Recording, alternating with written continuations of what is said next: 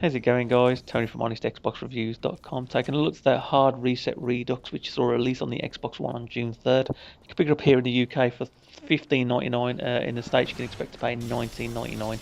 And is developed by the guys at Flying Wild Hog. It's kind of not a studio that I'm kind of familiar with. Not so the game either. It's kind of one of those games that I've kind of seen a few trailers pop up, kind of on YouTube and via Twitter, and kind of just had a little look at it and kind of thought, I'd give that a look for the blog and get a review upon it. So while I always try and do that, I'll try and get some video on it as well. So that's what I'm doing today. It's kind of a first-person shooter, kind of in the same vein, kind of what I saw so far. Kind of Doom. It's kind of you dropped into areas, just blowing loads of stuff up and kind of just having fun that way.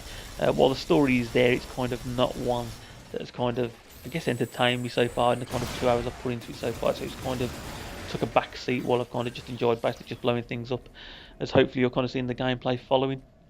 Like I say, it's kind of $15.99 title, so you kind of judge it on that. I kind of originally went in kind of thinking it was going to be like a full release, like £40 game, kind of the trailers leading up to it that I kind of watched in the gameplays. So I was quite surprised to kind of see it was only a $15.99 title.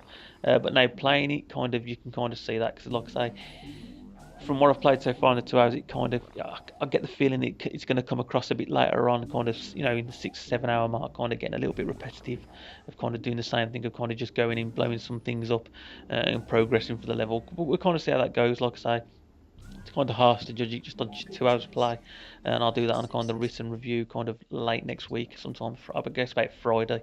It'll go up on the blog. So yeah, like I do, I'll let you make your own mind up, have a little look at it for yourself.